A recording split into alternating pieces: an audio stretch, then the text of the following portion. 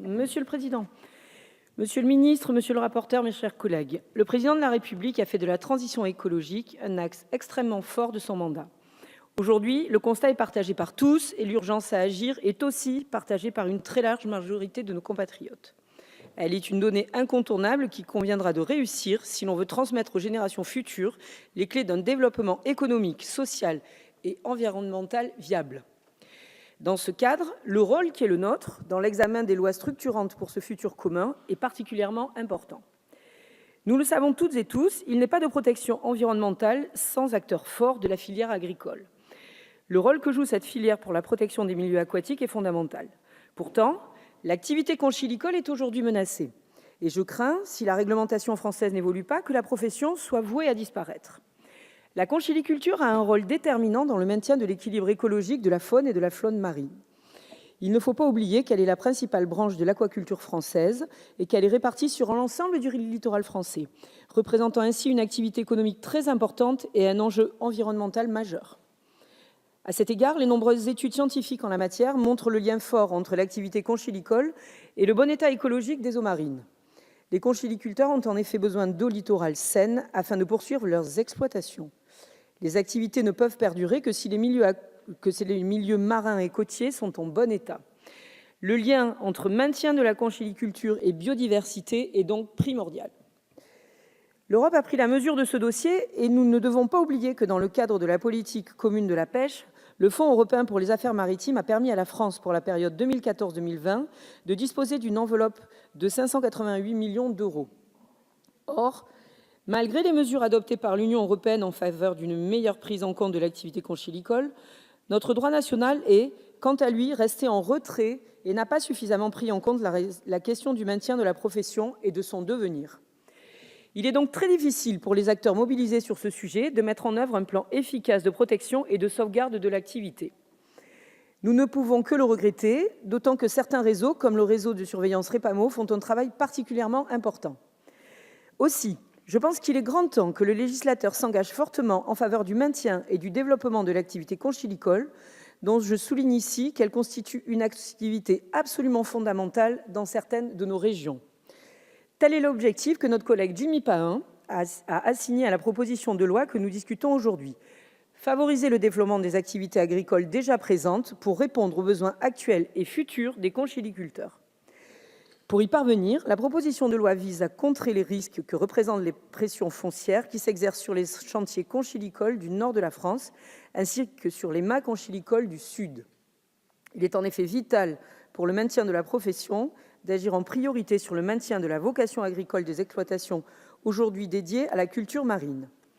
Pour y parvenir, il est nécessaire de renforcer le droit de préemption des sociétés d'aménagement de foncier et d'établissement rural, les SAFER.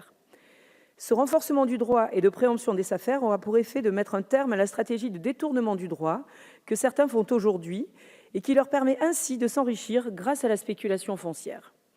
Le groupe MoDem et apparentés partage avec le rapporteur l'espoir que l'adoption de ces dispositions évitera pour l'avenir de voir apparaître des résidences, pour la plupart secondaires, à l'emplacement d'anciennes exploitations conchylicoles sur le littoral.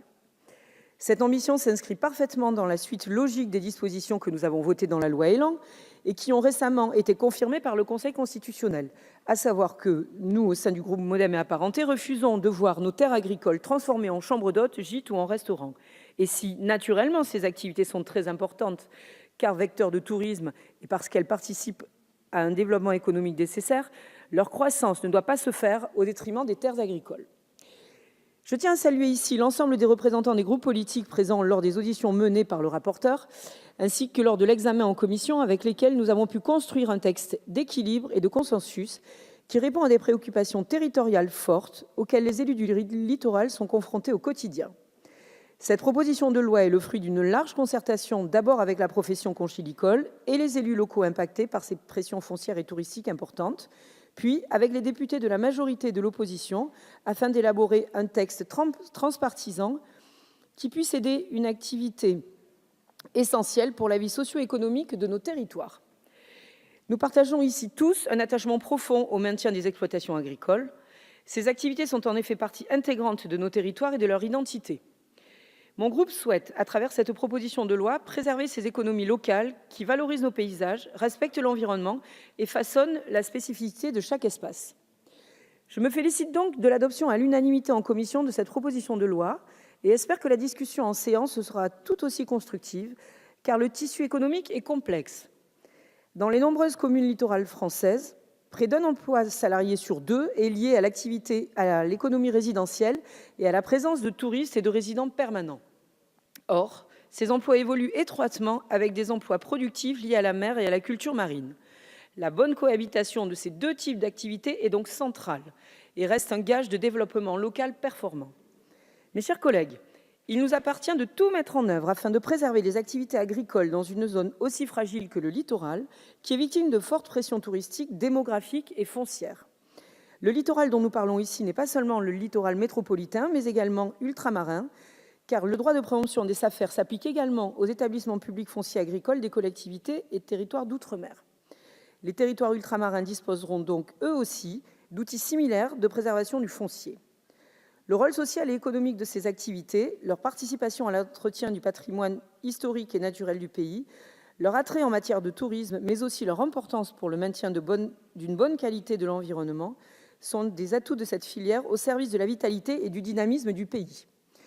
Nous ne pouvons pas nous permettre de prendre le risque de voir cette activité disparaître cette activité au profit d'une cabanisation du littoral. Cette perte serait dramatique, tant sur le plan social que sur le plan environnemental. Ces activités primaires permettent aux communes littorales de vivre et de résider toute l'année.